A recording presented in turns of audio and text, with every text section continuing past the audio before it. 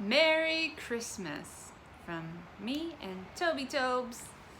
I'm going to show you today how to play a classic Christmas song having chords and melody, and then how to combine the two.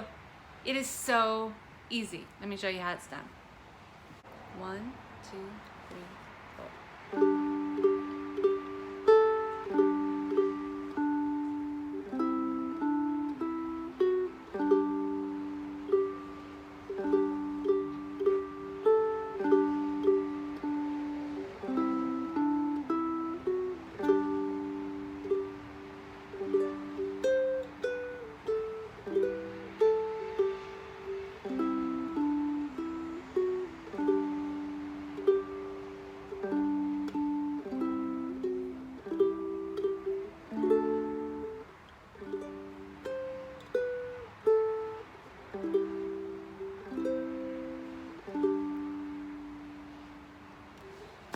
I like this song because it feels like you're sitting around the parlor at Christmas time in 1865 or something.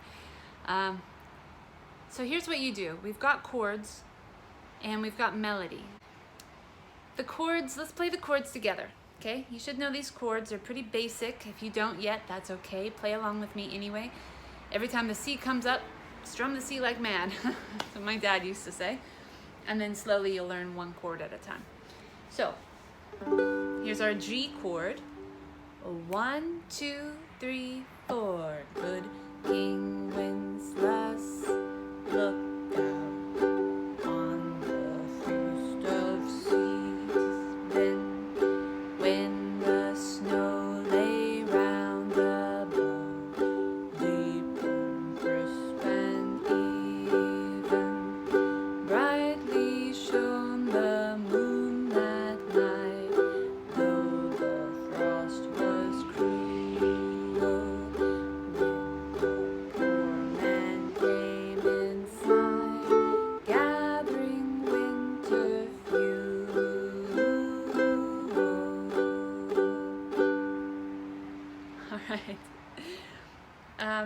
If this is not a preferred key for you to sing in, then I'll do another video sometime about transposition, because if I was going to perform this song, I would not be playing it in G. I'd probably play it on a baritone, in which case it'd be the key of D, and it'd be a lot more agreeable for me personally. So you've done the chords. As you can see that they're blocked out in these nice beautiful measures, easy. Now we've got melody, and I have tabbed it out for you, so we're going to play the melody together, okay? 1, 2, 3, 4.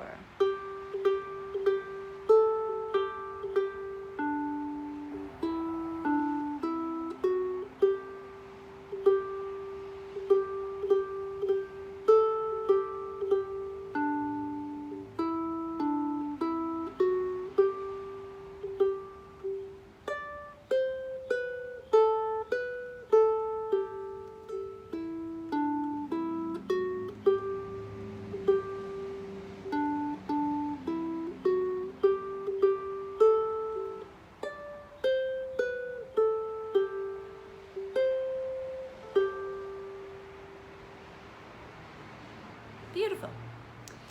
All right, so you've got the chords. You've got the tab. Nobody has tabbed it out for you with chord and melody yet. Why rely on somebody else to do it? You can find music in piano books, guitar books, violin. As long as it's treble clef and it's within the range of our instrument, you can find the melody. You can find the chords. You can find them for free online everywhere, or go to Hal Leonard or Warner Brothers or one of those music publishers and purchase the song of your choice, and it will give you the melody and the chords. You don't have to Google the name of the song and ukulele chord melody. There are some really fantastic books out there that have been done for you. I know for a fact that Stu Fuchs of Ukulele Zen has a couple of amazing books that are this thick. You can download them off the internet for a small fee. And it's just got some of the most beautiful chord melody combos in it. And there's many, many others. But what if you could do some of it yourself? So here's how you do it. We're gonna follow some simple rules, okay? Rule number 1. Melody is most important. I don't care if the chord shape it gives you is some fancy, beautiful chord. If it doesn't have the melody on the very, very top, meaning the highest pitch to hear, then your melody is lost. It's completely buried under harmony. A chord is harmony. And then the melody is the part that we sing or play individual notes for. So if I said, "Good King Winceslas," this is my harmony. This is my melody. Bum, bum, bum, bum. Now, it can be very exciting to play melody on ukulele, but it can be very dull if you're playing all by yourself. Here's how you can play a duet with yourself, basically. So you've got the chord. Here's your second rule. It's called chord melody. So melody is most important, but the chord needs to be established. Rule number 2, chord needs to be established. It's written on the page when the chord comes in.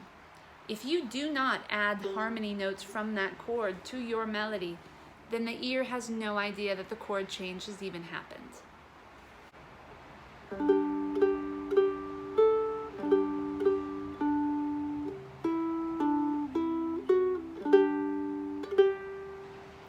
It's okay, but it was missing something. If I do the C chord when the C chord comes up, it sounds like this.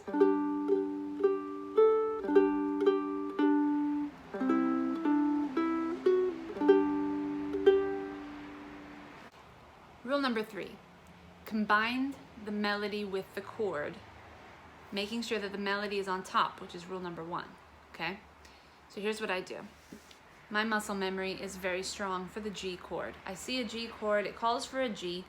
I know a few different ways to play a G, which I'm going to talk about later, but I'm going to start with my first position. But knowing a few different ones is really, really valuable for chord melody. Sometimes the melody crawls all the way up the neck and your chord's here and your melody's here. What the heck? What are you supposed to do, stretch? Little Benny Chong up in here, the master stretcher on the ukulele? I don't think so. So we've got the G chord, and then we go and say, okay, my melody note is the 3rd fret of the E string, which is my G note. My G chord, my G note. Okay, I want to play them both at the very same time. What if I just strum? Well, you know what I heard really? Was that. When I just strummed, even though my melody's right here on the E string, when I strum all the way through to the A string, then all I hear is that B note at fret 2. And the song doesn't go like that. It doesn't say, "Good King Winceslas." It says, "Good." So here's what you're going to do with every single one. And this is basically the end of the lesson. After this, it's just practice. We're going to form the chord we see. We're going to locate the melody. And then we're going to strum through the chord until we reach the melody, and then we stop strumming. So it sounds like this. I did not hit the A string. Sure, I'm pushing on it because that's my muscle memory. Why would I go out of my way to lift that finger off and make sure it's not there? It's much easier to just put down something I'm familiar with. So we strum the first 3 strings from chin to floor. Then we're going to just continue on and add the melody on top, okay? So the first line would sound like this. Oh, I had to lift that finger. I did have to lift it off. If you want to start with that finger lifted, go ahead. I just lift it. It's no big deal to me. My fingers are used to, if I see something that needs to happen, my finger jumps off and does the job. But if you just want to push on 2 to start off, that's fine. So I'm going to record now the whole chord melody up close so that you can see with your own eyes and analyze and have fun. So Merry Christmas, here you go. 1, 2, 3, 4.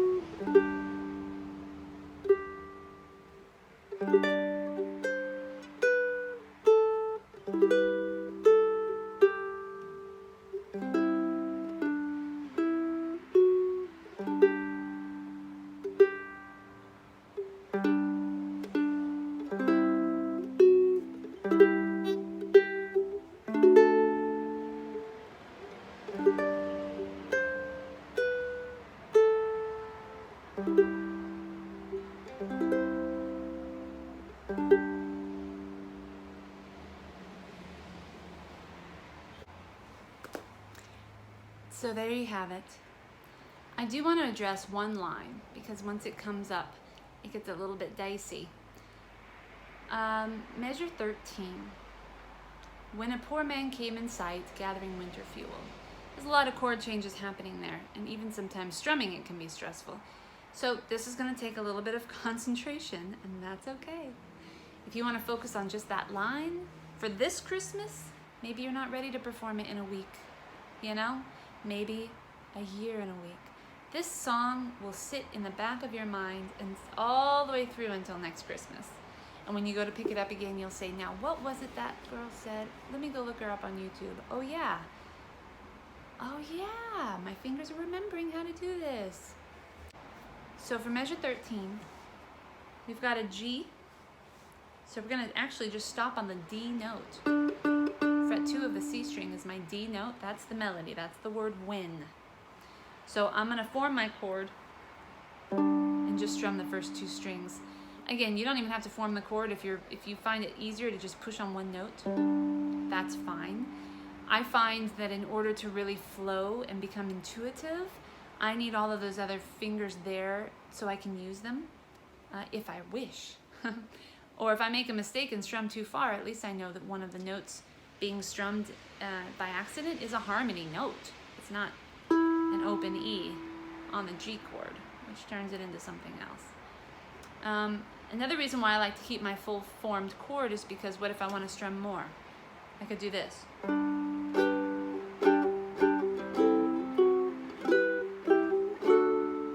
So just kind of do a sloppy version of the song, and I know that every string, if I hit it by accident or on purpose in my sloppiness, that it's going to come out and sound like harmony, because the chord is the harmony. You really need harmony in music, right? Music is, melody, harmony, rhythm. So we've got the G chord. We're going to strum to the D note and then hit the D note again. Then I've got a C chord and the melody note is E. So I'm actually just going to let go and I'm going to strum the first, the closest strings to my chin, like that in a row, stopping on the E, because that's my C chord. And then I'll hit the F sharp by itself. Now I'm going to form my E minor, but I'm only going to strum into the G note. Okay, not all the way through, not all the way up there. Now here, the D chord, the original version I got this in actually was from the Ukulele Orchestra of Great Britain, from their 2016 performance at the Mondavi Center, which was amazing. And they taught us to play it like this on the music. That is a chart, that's what's on the chart. But my melody note is A.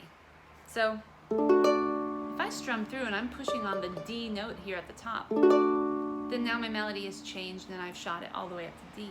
It needs to be A, but the chord is D. So there's another D chord I know. 1, 2, 3, with an open A. And that's the one that I'm gonna use for this song.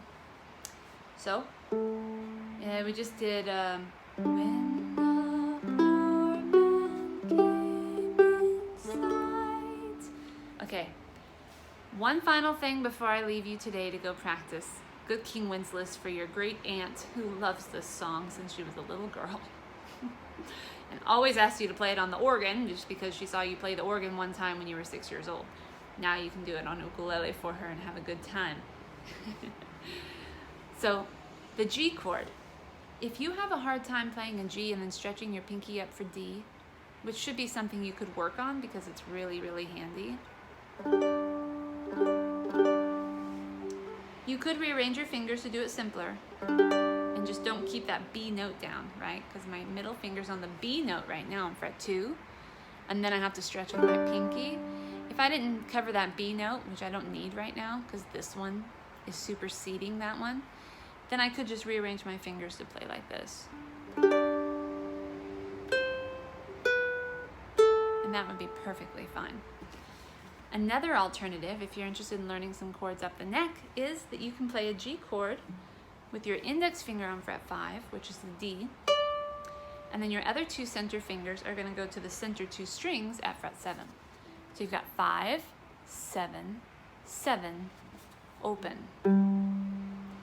5, 7, 7, open is a G chord.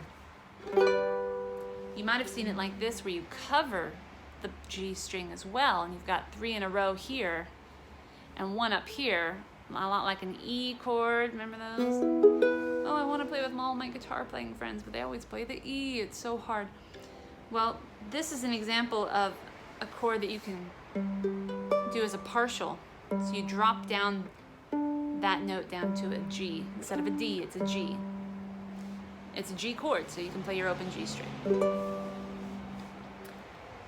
All right, I hope you found this tutorial helpful, or at least maybe sparking some creative thoughts of like, I hate that song, but, and I only have a week left till Christmas, but what if I did, you know, that other favorite song that I have that I play all year long? Autumn Leaves is the perfect one for this. You can do anything.